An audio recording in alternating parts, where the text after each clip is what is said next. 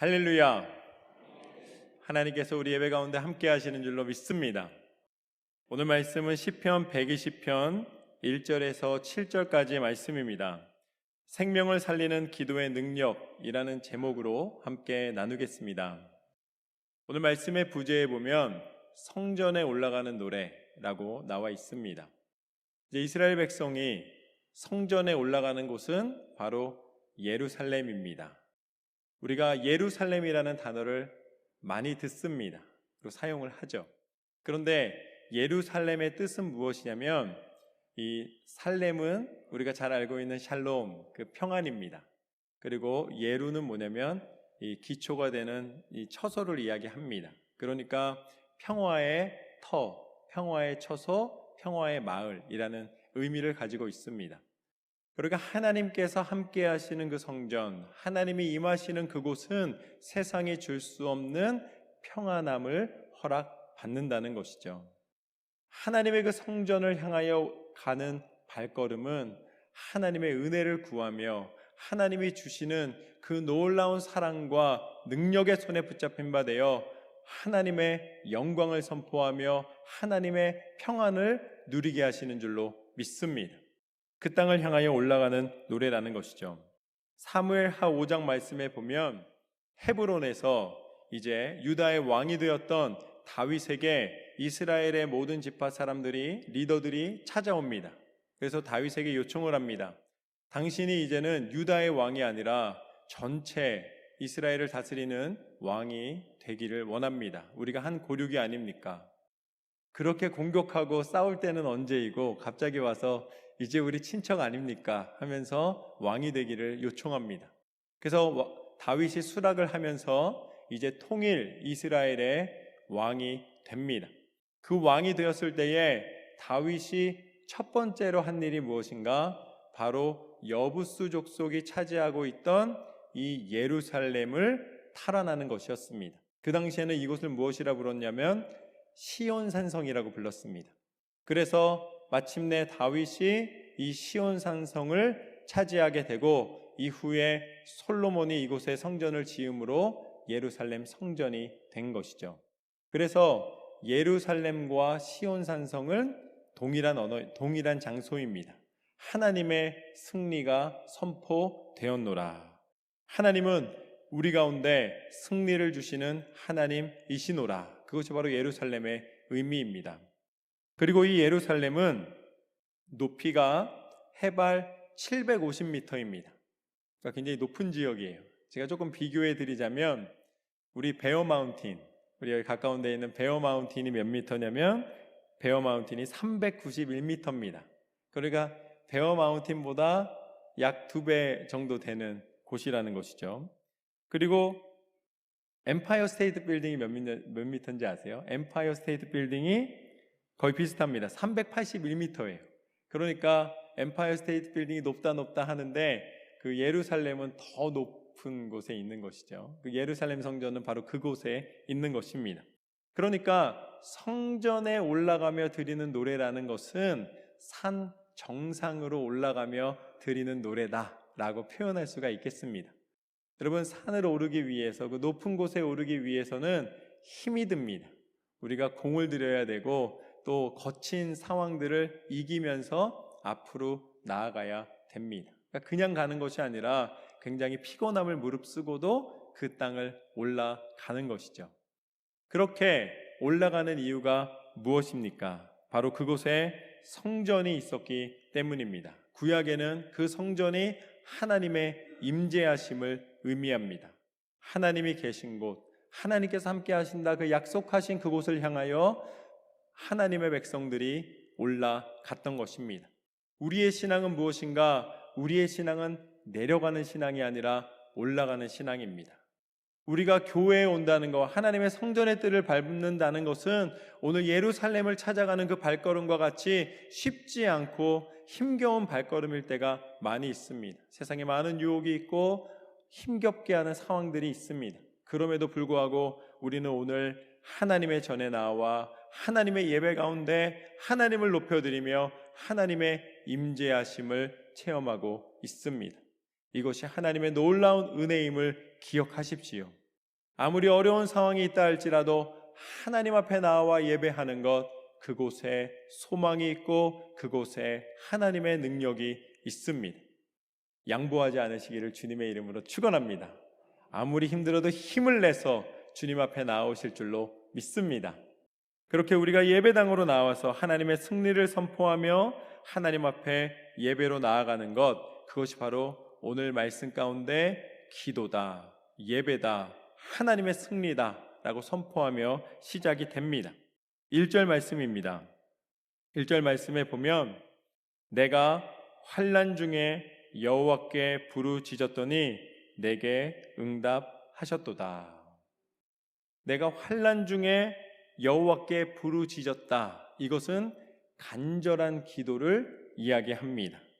내 힘으로 더 이상 이겨낼 수 없는 상황 속에 내가 하나님을 의지하며 나아갑니다. 그렇게 말씀에서 나온 것처럼 간절히 기도하였더니 그 결과는 무엇인가? 말씀에서 뭐라고 나와 있냐면 내게 응답하셨도다. 할렐루야. 응답하실 것이다.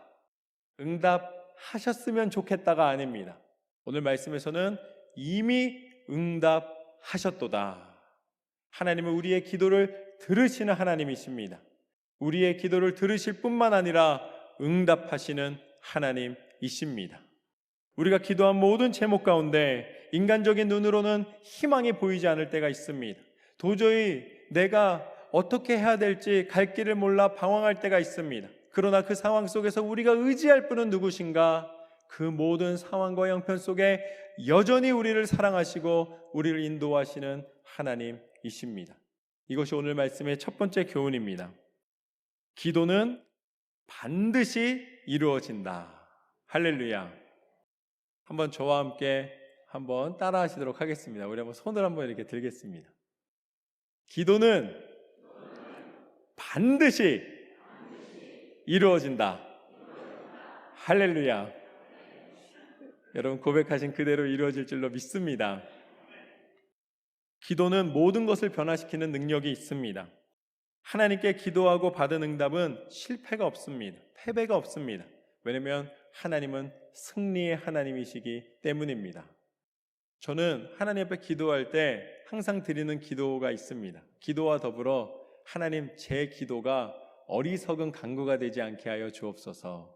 왜냐하면 하나님이 다 응답해 주시기 때문에 우리가 헛된 것을 간구하면 안 되지 않겠습니까? 하나님은 그토록 우리가 생각만 해도 생각부터 기도를 이루시고 기도 가운데 응답하시는 하나님이십니다.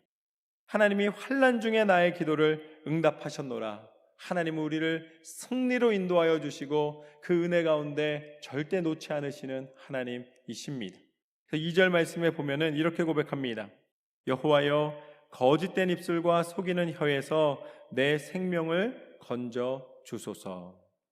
거짓된 입술과 속이는 혀가 바로 사단의 대표적인 특징입니다. 사단은 속이는 영이에요. 사단은 어둠의 영입니다. 감추고 드러나지 않게 만듭니다. 속에 있는 까만 그 목적을 우리한테 보여주지 않고 살며시 다가온다는 것이죠. 사단은 끊임없이 사람들이 하나님으로부터 멀어지게 만듭니다. 기도해도 소용없는 것처럼 실망하게 만들고, 기도한다고 바뀌는 것이 없다고 계속해서 우리를 넘어뜨리려고 유혹합니다. 그런데 가만히 보면 우리가 왜 실망하는가? 라고 질문해 보면 그 답이 너무 분명해집니다. 내가 원하는 것이 이루어지지 않기 때문에. 그래서 실망하는 거예요. 내가 기대하는 것이 당장 눈앞에 보이지 않기 때문에 실망한다는 것입니다. 그리고 나서 기도가 응답되지 않았다고 여길 때가 있다는 것이죠. 그것은 기도의 본질을 오해하는 것입니다.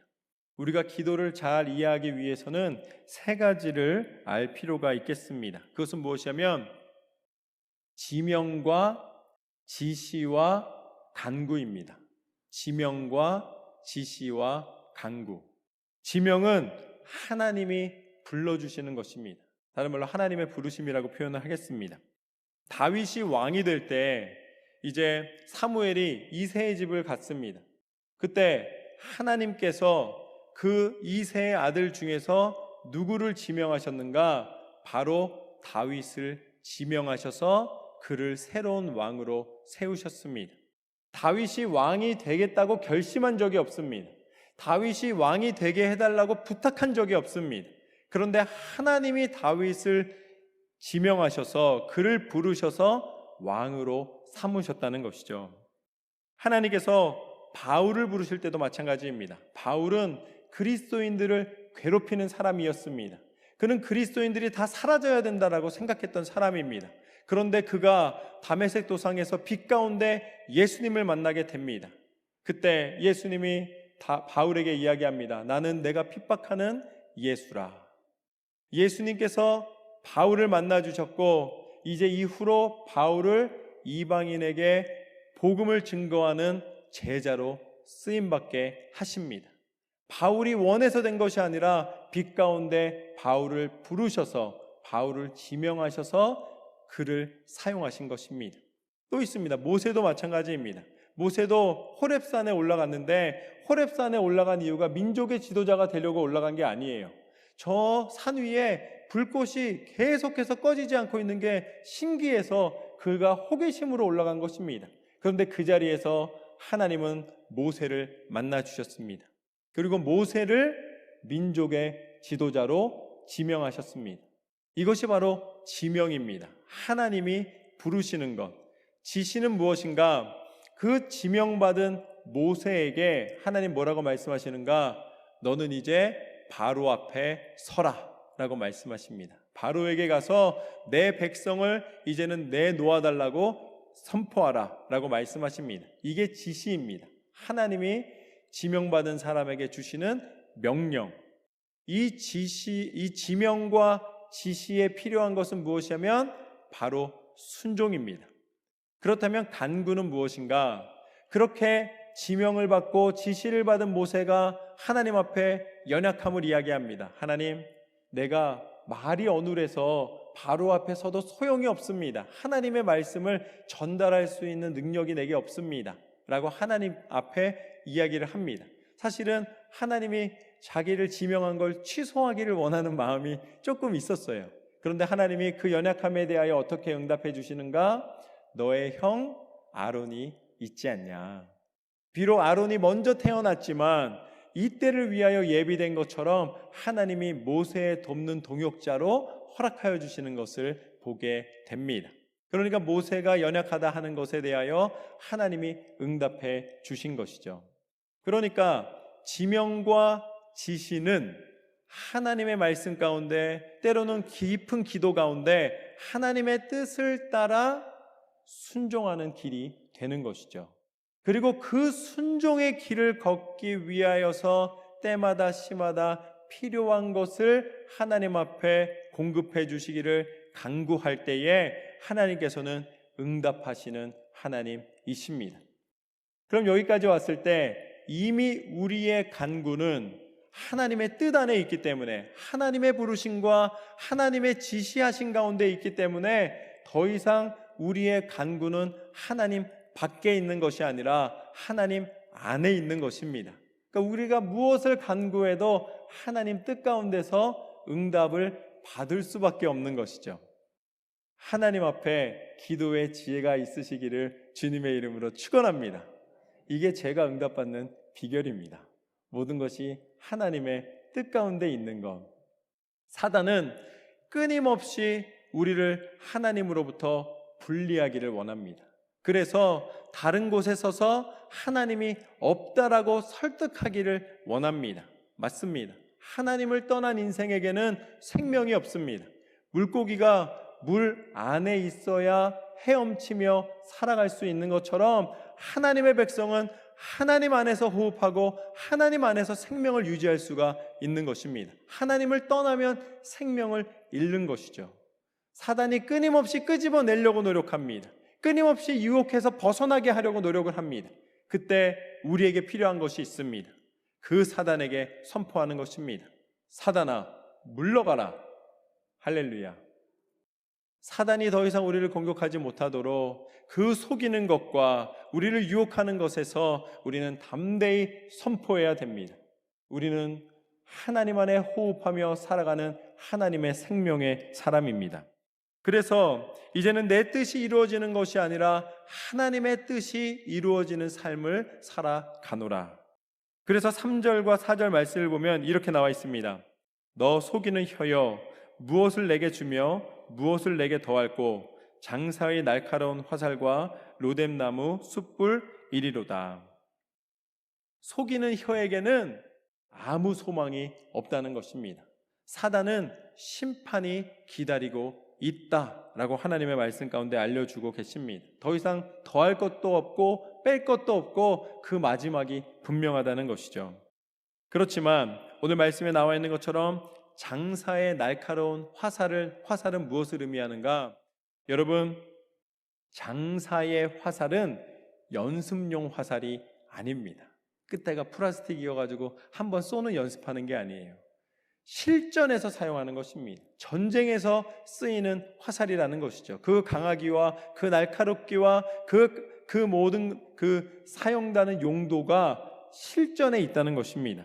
로뎀나무는 사막의 유목민들이 숯을 만들어서 모든 것을 마지막까지 태울 때 사용하는 나무입니다.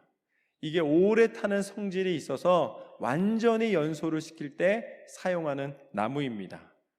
그래서 말씀은 증거합니다.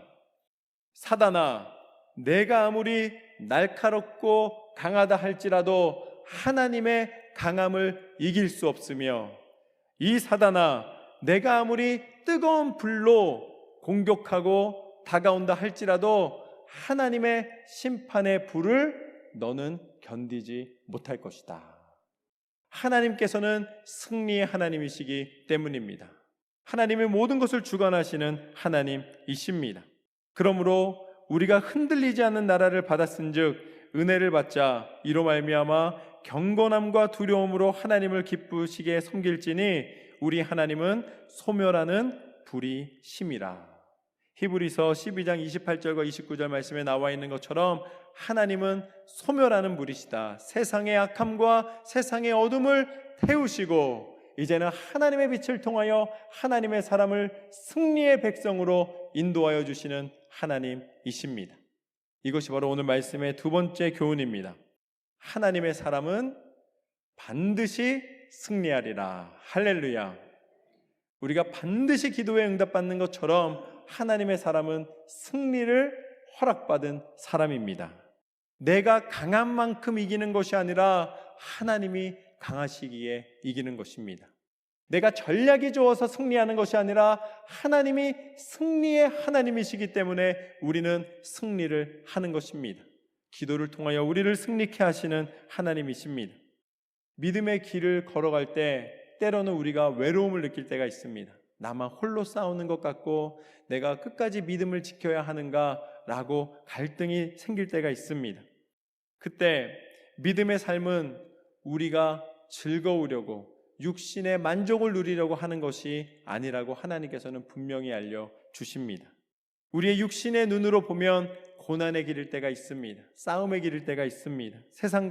세상 속에서 겪어야 하는 어려움일 때가 있다라는 것입니다. 그러나 믿음으로 세상을 살면서 세상이 줄 수 없는 기쁨은 무엇인가? 우리가 얻는 진정한 승리는 무엇인가? 예수님이 이렇게 말씀하셨습니다. 요한복음 16장 32절과 33절 말씀을 보면 보라, 너희가 다 각각 제 곳으로 흩어지고 나를 혼자 둘 때가 오나니 벌써 왔도다. 그러나 내가 혼자 있는 것이 아니라 아버지께서 나와 함께 계시느니라. 이것을 너희에게 이르는 것은 너희로 내 안에서 평안을 누리게 하려 함이라. 세상에서는 너희가 환난을 당하나 담대하라. 내가 세상을 이기었노라. 할렐루야.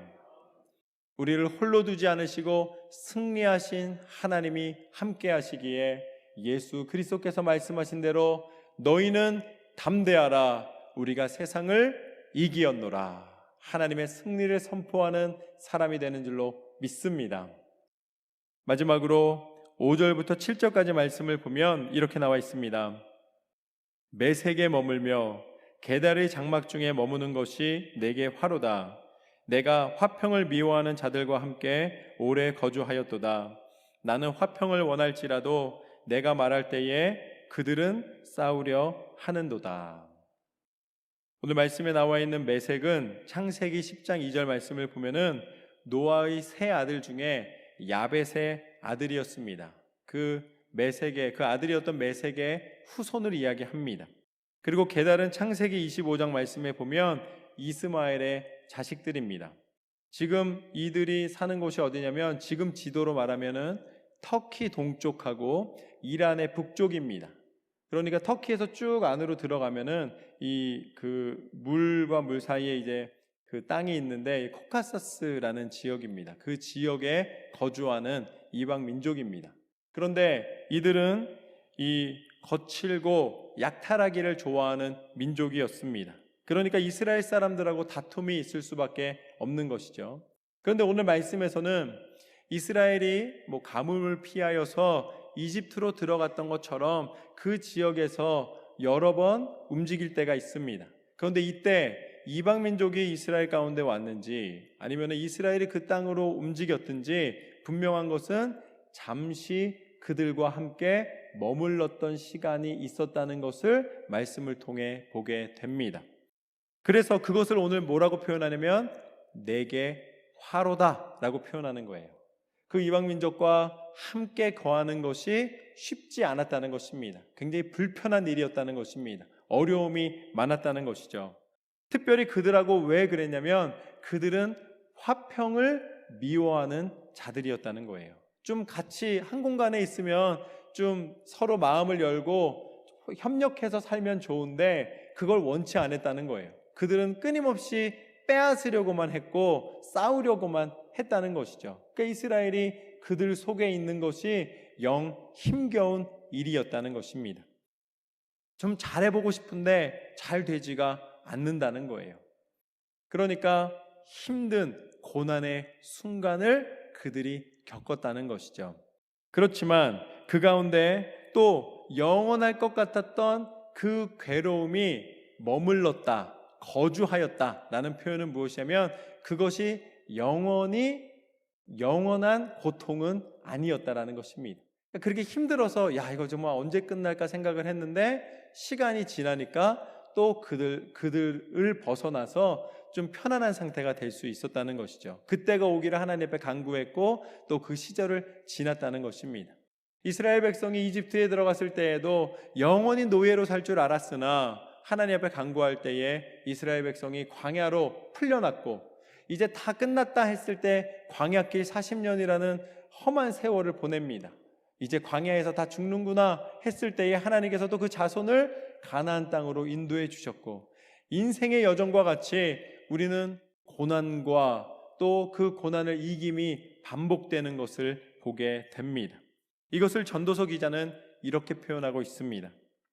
전도서 3장 1절부터 말씀을 보면 범사에 기한이 있고 천하만사가 때가 있나니 날 때가 있고 죽을 때가 있으며 심을 때가 있고 심은 것을 뽑을 때가 있으며 죽일 때가 있고 치료할 때가 있으며 헐 때가 있고 세울 때가 있으며 울 때가 있고 웃을 때가 있으며 슬퍼할 때가 있고 춤출 때가 있으며 사랑할 때가 있고 미워할 때가 있으며 전쟁할 때가 있고 평화할 때가 있느니라.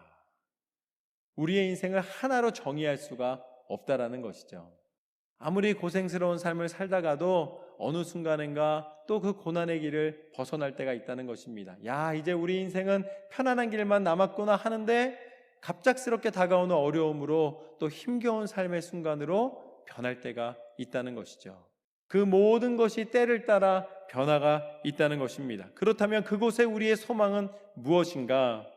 사람들이 사는 동안에 기뻐하며 선을 행하는 것보다 더 나은 것이 없는 줄로 내가 알았고 사람마다 먹고 마시는 것과 수고함으로 낙을 누리는 그것이 하나님의 선물인 줄도 또한 알았도다. 환난 가운데 있으나 그 속에서도 하나님이 나와 동행하여 주심이 축복이고 선물이며, 비록 내가 무언가를 누리고 있는 듯 보이나 그 속에서도 교만하여지지 아니하고 하나님과 동행함이 하나님이 주신 가장 큰 선물이며 축복이라는 것입니다. 그래서 모든 것은 변하고 모든 것은 확정되어지지 않으나 영원한 것이 있으니 그것은 무엇인가? 다니엘서 7장 18절 말씀에 보면 이렇게 나와 있습니다. 세상의 모든 것이 변한다 할지라도 지극히 높으신 이의 성도들이 나라를 얻으리니 그 누림이 영원하고 영원하고 영원하리라. 하나님이 우리한테 허락하여 주신 영원하고 영원하고 영원하리라 말씀하신 것은 바로 하나님의 나라입니다. 하나님의 나라 외에는 영원한 것이 없다라는 것이죠. 이것이 오늘 말씀의 세 번째 교훈입니다. 하나님의 나라만이 영원하리라. 우리가 이 땅을 살아가고 있지만 하나님의 주권을 인정해 드리며 하나님 나라 백성된 은혜를 누리며 고백하는 것입니다. 그래서 우리가 기대하는 것은 영원한 생명과 영원한 통치와 영원한 사랑과 영원한 은혜를 허락받는 곳, 하나님의 나라입니다. 그 땅을 허락받기 위하여 우리는 믿음으로 살아가는 것입니다. 그래서 히브리서 12장 11절 말씀부터 보면 이렇게 나와 있습니다. 무릇 징계가 당시에는 즐거워 보이지 않고 슬퍼 보이나 후에 그로 말미암아 연단받은 자들은 의와 평강의 열매를 맺느니라. 그러므로 피곤한 손과 연약한 무릎을 일으켜 세우고 너희 발을 위하여 곧은 길을 만들어 저는 다리로 하여금 어그러지지 않고 고침을 받게 하라. 하나님께서는 우리를 고쳐 하나님의 나라 백성 삼아주신다는 약속입니다. 우리를 다시 일으키시사 더 이상 좌절하고 쓰러져 있는 사람이 아니라 하나님 나라 백성다운 하나님이 이렇게 세우신 백성, 하나님이 함께 하시는 백성 삼아주신다는 그 놀라운 은혜와 약속입니다. 그렇다면 그 약속의 증거가 무엇인가? 우리를 더 이상 놓지 않으시고 우리와 함께 하신다는 그 약속의 증거가 무엇인가? 그 증거가 바로 예수 그리스도이십니다. 예수님께서는 우리의 연약함을 긍휼히 여기시고 우리 가운데 친히 오셔서 세상의 권세로 즐거워하시고 세상의 소유로 기뻐하신 것이 아니라 우리의 연약함을 담당하시고 우리를 사랑하시고 죽어져가는 우리 영혼을 위하여서 다시 살리시기 위하여서 당신이 친히 십자가에 달려 죽으시기까지 우리에 대한 사랑을 포기하지 않으셨습니다. 그것이 바로 예수 그리스도께서 우리에게 허락하여 주신 하나님의 나라의 증거입니다.